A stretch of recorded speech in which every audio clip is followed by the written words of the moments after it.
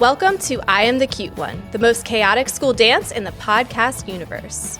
Listen, you got through the week like we got through 9/11. And a recession. And the Special K diet. And the time that James Franco hosted the Oscars. And Ben Platt's wig and Dear Evan Hansen. TGIF. Hello, and welcome to the Cuties Choice Awards. I am Donnie, and I am the cute one. And I'm Chelsea, and I'm the cute one. And today, cuties, we are bringing you the hottest headlines, our favorite in all different mediums, movies, books, television, maybe some theater. That's not on the outline, but you get what you get. That was directed towards me, cuties. You get what you get, he's telling me. And you get it from two of the most well-versed people in pop culture. Us, in case you were wondering. Ooh, to have a hair tie during an awards show, how embarrassing. Let me take that off. Especially when you're practically bald. Anyway, nothing beats a Jet 2 holiday. Darling, hold my hand. This year brought us a new pope, the Coldplay kiss cam, Butch and Suni getting stuck in space, people losing their minds over Labubu's. Labubu. I'm hungry. The second Wicked movie in theaters, Sydney Sweeney's problematic American Eagle ad, K-pop demon hunters taking the world by storm, Taylor Swift getting engaged to a football player, and Zohran Mamdani becoming the mayor of New York City. What a year. What a year. But before we get into all of that, why don't we circle back to our favorite topic, ourselves. Please. This was a big year for you. Is your microphone on? Sure isn't. Not even plugged in a little bit. Okay. The good news is we're recording this in 2025, so this is the kind of behavior that will be left in that year. Wouldn't that be nice? And we're back. This was a big year for you. It was. It really was. I was going through my Instagram photos to make sure that I picked up on big headlines or big headlines of my own that I wanted to bring here. And there were things that happened this year that I just fully forgot about, or things that I didn't even remember being this year. Found a new apartment that I'll be moving into in early 2026. I have a new boyfriend, which I don't want to make a boyfriend like a metric of success. However, I will say, we'll frame it like this. It's a nice refresh to have a boyfriend after you found yourself and have done healing, because I've never had one before. All my boyfriends of impact in the past have been pre-healed and still going through some shit. For him to be my first boyfriend when I'm sober, for him to have been the boyfriend I'm with after I've been in therapy for so long, because I started therapy as kind of like a last-ditch effort to keep my marriage alive. Fine, I'll work on myself. And that didn't work. But I have worked on myself to the point where now I'm just able to enjoy having a boyfriend. It's been really cool to witness because obviously I've heard the stories of crazy, and then, not to put your business in the street, but I witnessed some of the crazy. And not to say that you are not crazy, because let's be clear, no matter how much self-work or healing or anything we do on ourselves, at our core, we are both batshit crazy bitches. Yeah. But it's been very cool for you to go into this relationship, I think, with a more settled energy. And even when you met him, you were voice noting me the next day being like, I don't want to rush this, but this is going to be my boyfriend. Yeah. It didn't feel quite as manic as maybe times you've said that in the past. And I'm like, okay, so this is lust, but love that for you. It felt like it was coming from a place of knowing, which I feel like you know yourself very well now. Yeah, it's beautiful to see, beautiful to feel. Also, I got a nephew this year, so that's exciting. Also this year, this is not really an achievement or an accomplishment, but I loved celebrating Easter with you at that porn restaurant. I was just thinking about that. Yeah. Us posing in front of the dumpster. It was a beautiful moment. Also, I loved Big Brother Express that we played on my birthday on the Patreon. And last but not least, I saw so much theater. Again, not in the outline, but I will be talking about it later. Great. When? I don't know. It'll just be a nice little jump scare for all of us to look forward to. This year for me was the year of crying. I did a lot of crying this year, which I think usually I would look back on and be embarrassed or think badly about it, but I am now reframing this as I'm learning to express my emotions. Lonnie did die this year. I was spending a lot of time in the vet just sobbing in public, but we adopted AB. Yeah. I started doing so many arts and crafts, culminating in a DIY tarot card set I just made. Truly incredible. I am so on edge whenever you give me an earnest compliment. Like, I posted my tarot card set and you were like, this is so cool. I kept waiting for the follow-up comment of like, but you dumb bitch. Pop, pop. So when you just give an earnest compliment and just keep it there, I don't know what to do with myself. It's so cool. And I'm saying it because I'm not used to you doing cool things, you know? There it is. Also, the reason when you said Lonnie passed and I said, it wasn't because I was having a revelation about that's why you were crying. I had to wait for that moment to pass and let us sit with that and let us deal with your year. But with this haircut and I think everything, I think the glasses, the haircut, this outfit, the whole time, 100%, I was like, you look just like someone. To the point where, like, at first, it tricked myself to think that I wasn't on a recording with you. I thought I was on a recording with this person. I was like, who is it? It's Whitney Wild Rose. You look just like her in this outfit and haircut and sunglasses. And I don't know if I love that, but I will receive it. yeah, I didn't say if it's good or bad, but you look just like her. Well, if you're saying something about my appearance and it's a comparison that makes you go, oh, No, I always know what side of the point that with is that one not lands true. on. Victoria Pedretti of You fame, season 2 and 3, you do look like her when you sit by a fire. Cuties, make of this what you will. Weigh in the YouTube comments. Was that a backhanded compliment or an earnest one? The other thing I will say is I do feel like this was a year where I really hit my parenting stride. I am not a baby person, and I feel like my girls, every year they age, I feel more and more at ease with parenting. Now, with that, I will say that does not mean that the chaos of my home has stopped by any means. For example, this very morning, we were running late, as we often do. We're zooming on up to the bus stop. The bus is already there. The girls are freaking out. They're opening the doors. They're sprinting to the bus. As they open the door, who else joined our family this year? Aunt Becky. Aunt Becky sprints down the street, tries to get on the bus. Of course, all the other parents know who she belongs to. I am sprinting down to get her. Now, luckily, she is a good listener, so I was like, we are not playing sit, but then I have to carry her, and she's gotten so big, Donnie, wait till you see her. So I'm carrying her back to the car. Now, luckily, I was not wearing this, although I do think this would be par for the course for the public perception of me in the neighborhood, because I don't know if the other parents quite know what to make of me. So I'm carrying her back to the car. My sweatshirt is lifting up. I get to the car. I realize that luckily I had a bra on, but I was just fully flashing all the neighborhood dads as I'm carrying AB back to the car. And, you know, that is the energy in which I continue to live my life in 2025. That all tracks. And I wish that I could say I'm leaving this behind, new year, new me in 2026. But I do think the important thing about setting resolutions or setting intentions is, you know, being grounded in reality. And so I'm not going to set myself up to fail by saying I'm not going to be that version of myself in the new year. I don't think you should, and I like it. Thank you. Well, shall we move on to our first category? We shall. Okay, so the first category is Best Movie. And for those who are new here, Donnie will give his best movies that came out in 2025. The way I treat this category is the movies I watched this year. So the way I did it, I'm going to give you a top 5, and then I'll give you one that succeeds the top 5. So top 5, and then the Golden Goose. Ooh, okay. So my top 5 are Sinners, Drop, Heart Eyes, Twinless, and the Keke Palmer vehicle, One of Them Days. Wonderful. The Golden Goose of the year. You already know it. It's I Know What You Did Last Summer. Can't say enough good things about it. Saw it 7 times. I loved it. We talked Loved about it. it at length. I loved I it. And know. I think anybody who didn't like it, to quote just your didn't get favorite it. phrase, you just didn't get it. Oh, thank you. I'm glad you're on board with that. So, my top movies of 2025. I'm going to go from number 5 to number 1.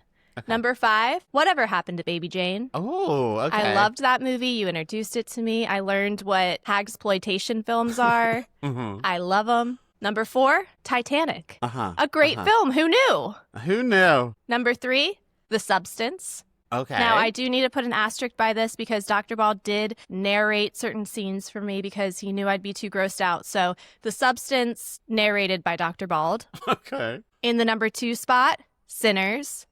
Loved it. And in the number 1 spot, I'm sure this is a surprise to no one, I talked about this movie incessantly, Predestination. Uh-huh. Okay. I thought on the other side of the recording, there was a revelation made, but you know what? I guess not.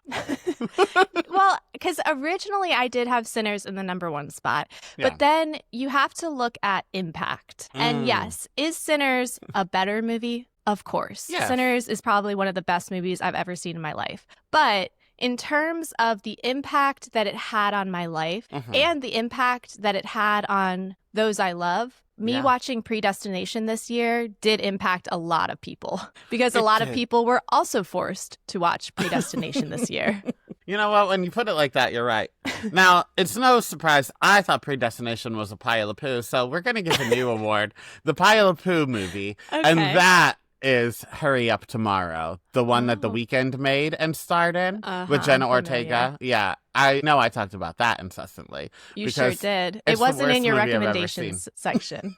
No, it wasn't. Well, my pile of poo is that movie Companion, which was an excellent film, but it did give me a big old panic attack, and I shan't be watching it again. And you didn't know what it was about beforehand, or you did? I did not know what it was about beforehand. I guessed what it was about 5 minutes into the movie, and then I sobbed hysterically for hours to come. Our next category is Best Newcomer. Now, much like the movies in Chelsea's life, it can be Best Newcomer in the real world, or it can be a Best Newcomer to us. Wonderful. So Doechii, I think, hit the scene hard. I think her music's incredible. I love listening to her. I love her as a celebrity, even. My next one is Fernando Tatis Jr. Again, he's not new to the scene by any means. He's been a world-famous baseball player for some time now, but I'm new to baseball. So that is why this man is my background on my phone. And I will be seeing him play the Yankees even. So I'll have him on one team, the Yankees on another. I will be wet as a whistle. And then my third is a newcomer to the world, but she is near and dear to so many hearts, and that is Stacey on Real Housewives of Potomac. I think she's the best casting Bravo's done in a while. My favorite TikTok account is the one of her old QVC clips. Have you seen it? No, I have not. And you know I have not been watching a lot of Bravo this year, and I get DMs every week saying you would be obsessed with Stacey, so this does track. You would be obsessed with Stacey. She's apathetic, so you'll like her on that level. Love it. All she does is lie. In her first season, I love she said she was divorced and she had a new boyfriend that she was introducing to the group. And he was telling the group they haven't slept together. He's very Christian. He's saving himself until he gets married, whatever. People started to think, is he gay? Like, what is the issue here? He's not gay. He just wasn't her boyfriend. He was a hired actor because she wasn't really divorced. And that came out this year. I love that. Uh-huh. I love someone who thinks they can get away with something when they clearly, obviously cannot. I know, but the tea is Andy loves her. So, like, all the women hate her for this, but Andy loves her. So she was just on Watch What Happens Live this week, and Ashley was the guest. Ashley, who famously hates her and is trying to bring her down and get her pushed off the show. Ashley, who's always been so honest about her own relationships. That's true. On Watch What Happens Live, the last segment was Andy made Ashley watch Stacey's QVC clips. That's amazing. It was good. A forced people's couch, but just QVC clips from yesteryear. My newcomer, this was a big year for thieves. We had the Gemini jailbreak, we have the Louvre heist, but ultimately there is one newcomer that stole all of our hearts, and that is, give it up for Aunt Becky the dog. She did. Is she sitting in your butthole right now? She isn't. After our big marathon run this morning, she's laying down snoozing. Next up, we have Best TV Show. And I'll go first with this one because it was another year of not a whole bunch of TV for me. In fact, I think that I can say I completed 3 TV shows.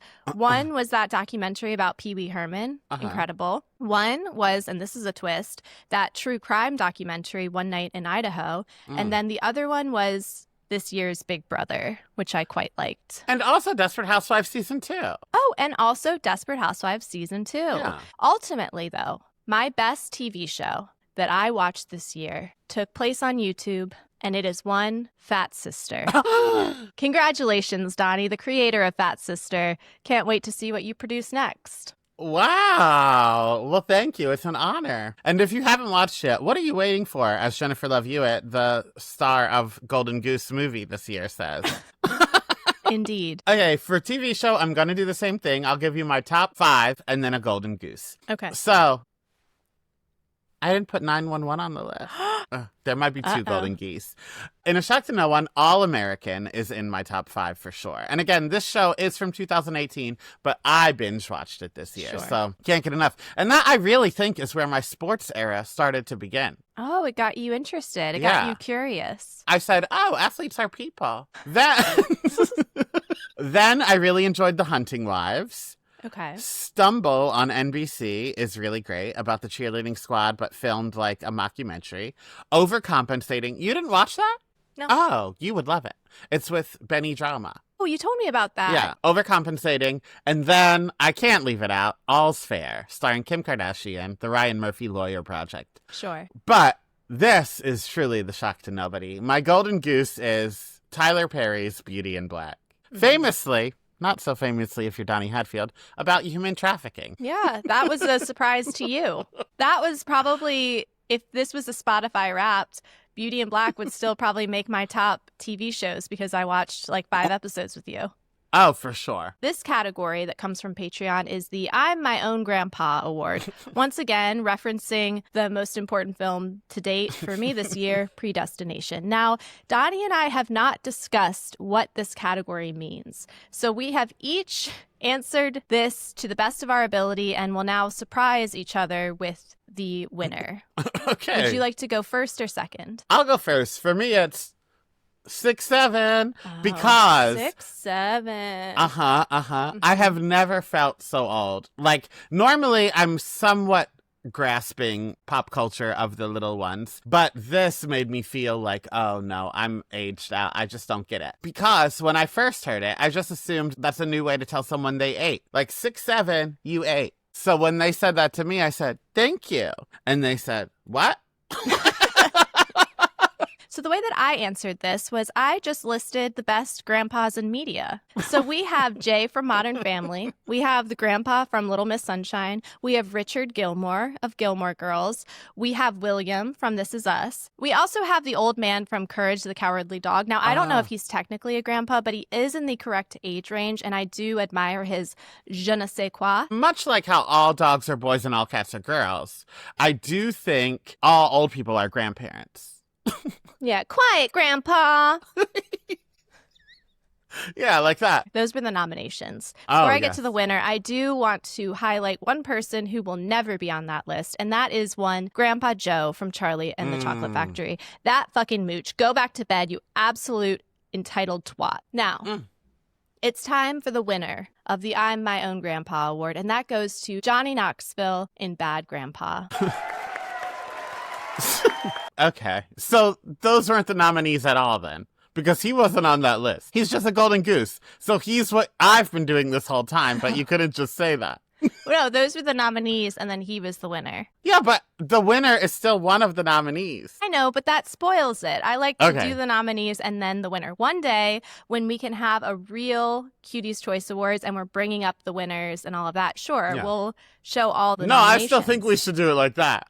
We invite people, don't tell them, and then we have some backstage. And then if you're seated, you know you lost. We're like, You know and you were best just a actress this nomination. season, Amanda Seyfried sitting in the audience, Kiki Palmer sitting in the audience, but our winner, and then across the stage walks Angela Bassett in a I love space that. uniform. Yeah. Of course, from 911.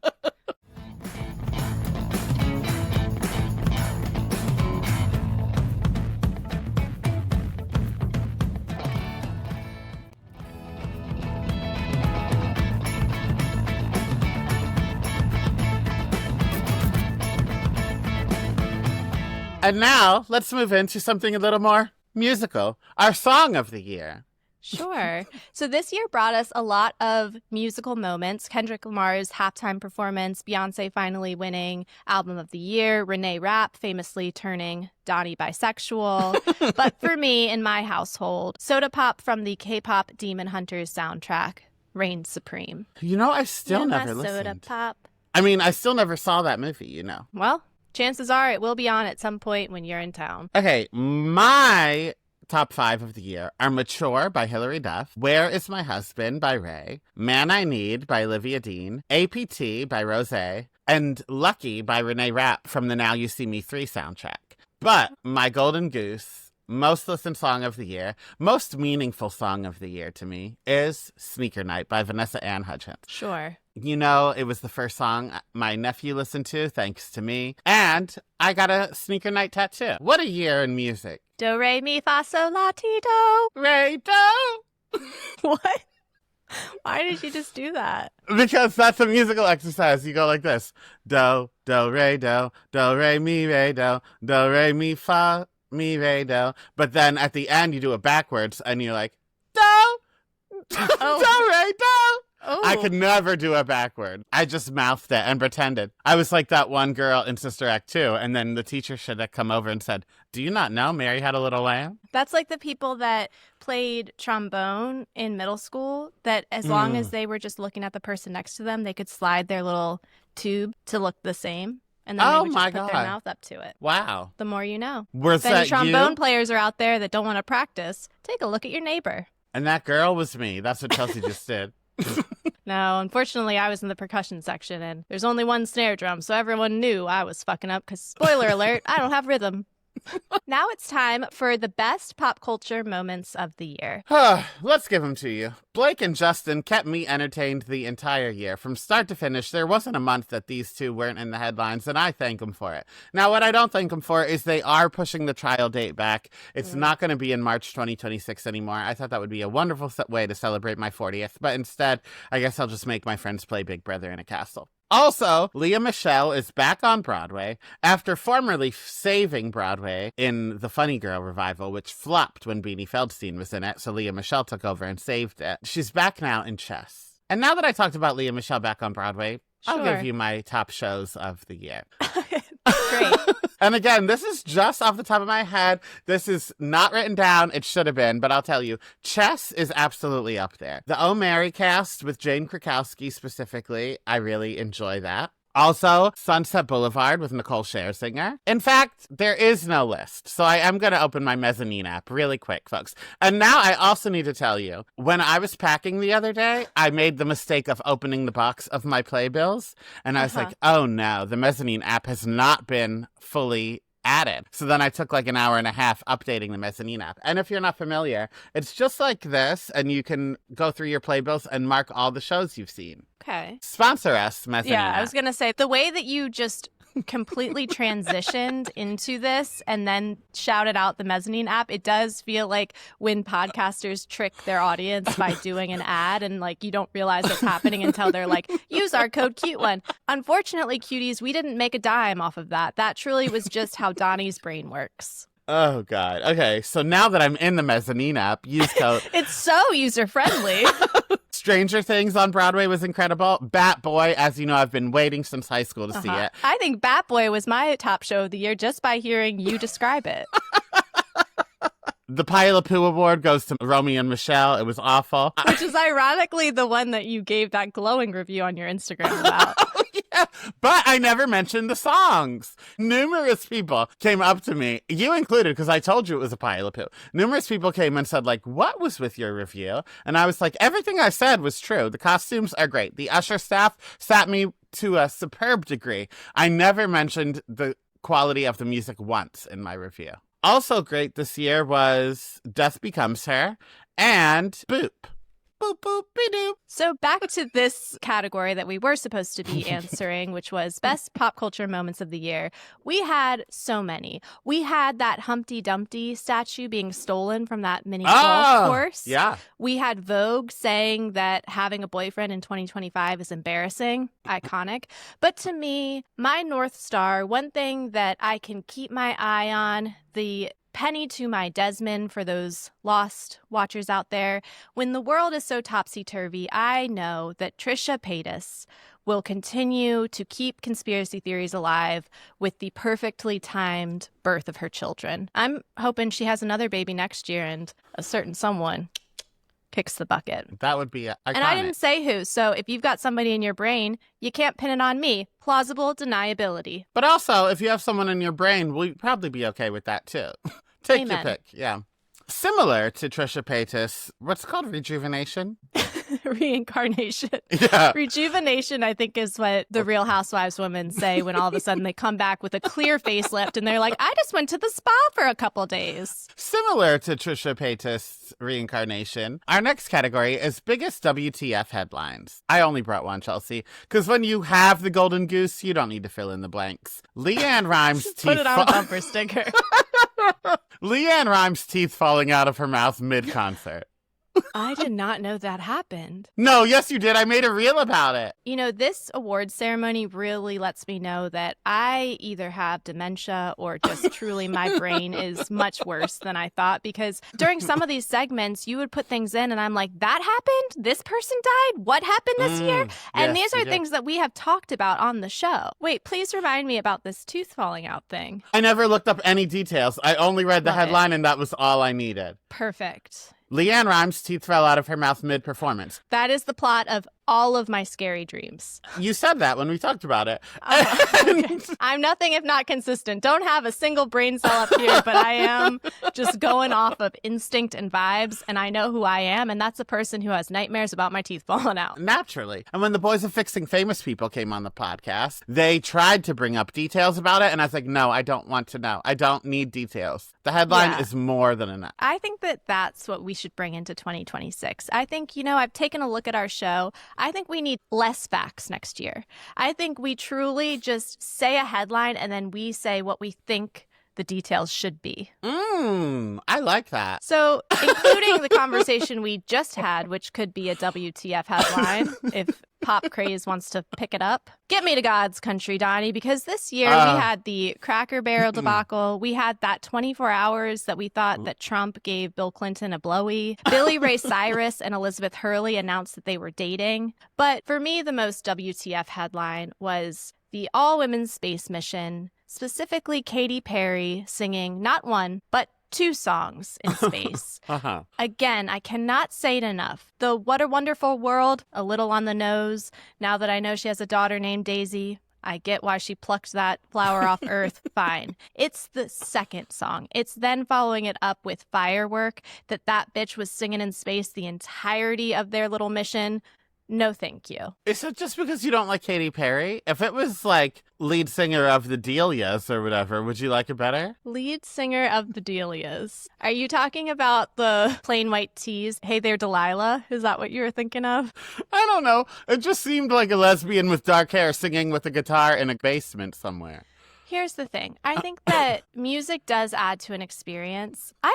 I don't mind Katy Perry's music. Okay. My thing is, I think that music adds to an experience, but I don't like somebody who monopolizes a vibe. And I think that it is selfish and inconsiderate to make everybody else's experience centered around you singing. It would be one thing if they were on a week-long expedition, or if they were up in space with Suni and Butch and they just have to keep themselves occupied while they're stuck up there. But they were only up there for like 8 minutes and she was singing the entire time. And I feel like if I was in that all-women's space mission, I would say, listen, part of my experience is space is famously silent. I'd like to experience it the way it's meant to be experienced. No, but I think this, Chelsea. How many people have gone to space? Lots, probably, right?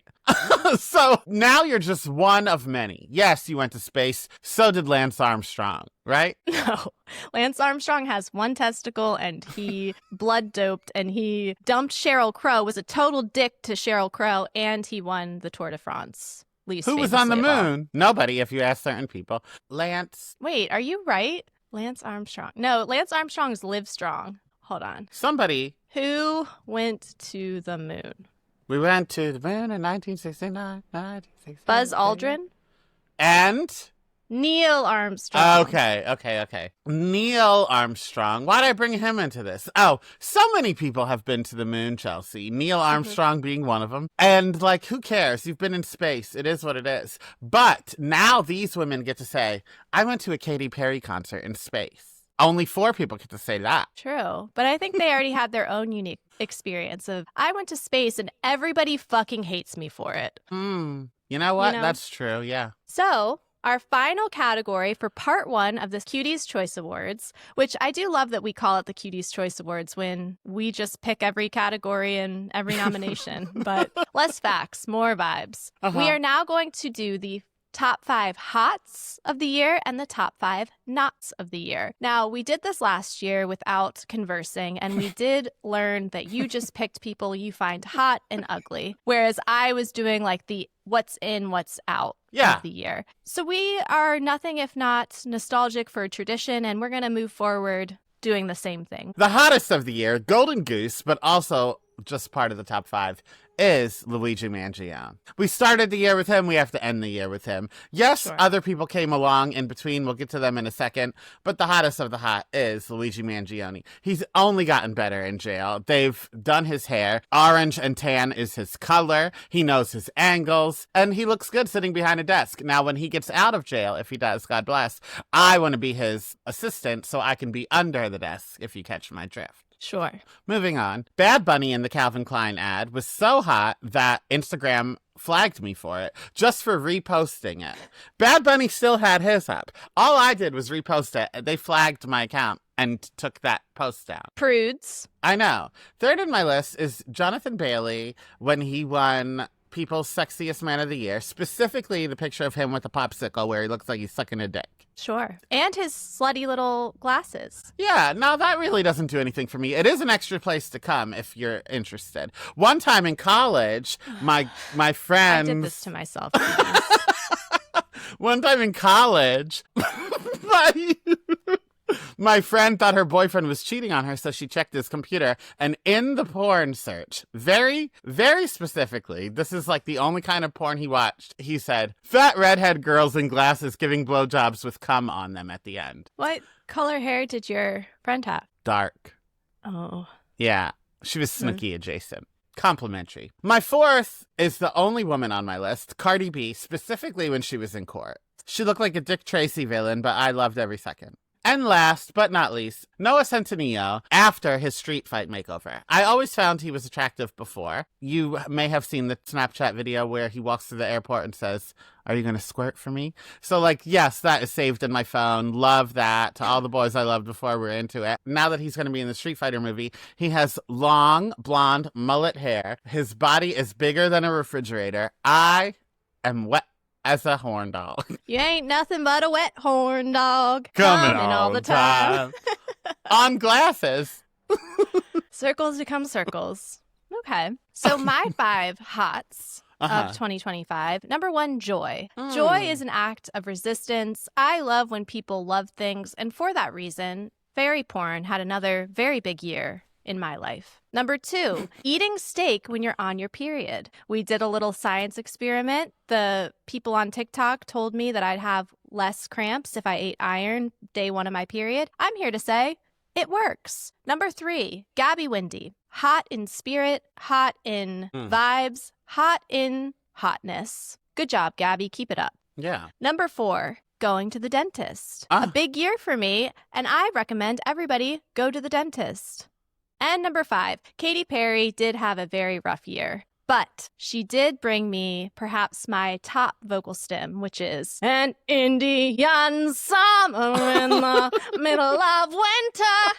And that's my top 5 hots. Thank you. 2 things. I should have said them in the moment because now they just seem weird. Number 1, when you said Joy, the reason I did this was from Saturday Night Live when Fred Armisen played Joy Behar in the View sketches. He said, "So what? Who cares?" That's Great. Number 1. Number 2, on Veronica Mars, whenever people get date raped, which is often, they call it a trip to the dentist. Oh, no. Whoever's doing the PR for the dentist, you got to get on that. You're already fighting uphill. You are. Running up that hill. Okay, time for my top 5 knots. My top 5 knots of 2025. Number 1, using AI. Number 2, Donnie's internet. You may recall this was the year we were going to try to do YouTube Lives, but Donnie's internet foiled us at every turn. So hopefully 2026 with this move, fingers crossed, I'd love to have it on our hot list. That would be great. Number 3, doing mental gymnastics to defend a pedo. Number 4 is that community theater play we saw, Donnie, that we dragged for No reason? Well, actually, a lot of reasons. And number 5, there is no ethical consumption under capitalism, so shaming other people for having a favorite billionaire because their favorite billionaire is different than your favorite billionaire. Let's leave that in 2025, please. Please, let's also leave these people in 2025. Okay. Timothy Chalamet with a mustache, Jenna Ortega with no eyebrows, Emma Stone in Bulgaria, or whatever the fuck that movie's called, where she has a bald head, Madeline Brewer, just as is. She made she made the final season of You almost unwatchable for me. And Barry Keogh. And I think he was in my not list last year as well, because that kind of ugly just doesn't go anywhere. But this year he was cast as Ringo in the Beatles movie, so we're still going to see that face. Do you know they're making 4 Beatles movies, one from each of their perspective? That's too many Beatles movies. Too many. I think what's going to happen, I'm crossing my fingers every night about it. This is why I started going back to church, so I could pray that this happens. I want the first one in theaters to do so poorly that the other 3 are like an embarrassment, and they have to like condense them so then we get 1.5 movies on HBO Max. Like, I really want these people embarrassed that they thought they could make 4 Beatles movies. We already got Across the Universe. Right. What more do you need? I did own that on DVD. I loved that. But I don't need to see their origin story 4 times. God. Anyway, that's the end of part 1. If you want the rest of this Cuties Choice Awards right now, you can't wait any longer, go to patreon.com/IamTheCuteOne, where the whole Cuties Choice Awards is now available. But before you do that, do us a favor and get us a gift. Not a financial one, of course, silly. Send this show to a friend or share it to your stories. Shout us out on Reddit. Promote us. Take us to 2026 by spreading the gift of the cuties to the world. Thank you. And if you aren't on Patreon, part 2 will be out next week. Oh, yeah. If you're one of the normies. Okay. Talk to you later. Love you like a sister. Bye. Bye. Thank you for listening to I Am the Cute One. If you want more, head to patreon.com/IamTheCuteOne for uncut, unedited, and unhinged video and audio footage of current episodes, as well as even more bonus content. And if you like what you heard, please be sure to leave a 5-star rating and subscribe to our show. And to help us grow this community of chaotic cuties, share an episode with a friend you think would pass the vibe check. And to see the madness, check out our YouTube channel, where video footage from all current episodes are posted weekly. You can follow me at Real Donnywood on Instagram and all other social media platforms. And if you want more of my personal brand of chaos, check me out at Oh No Chels. Talk to you later. Love you like a sister.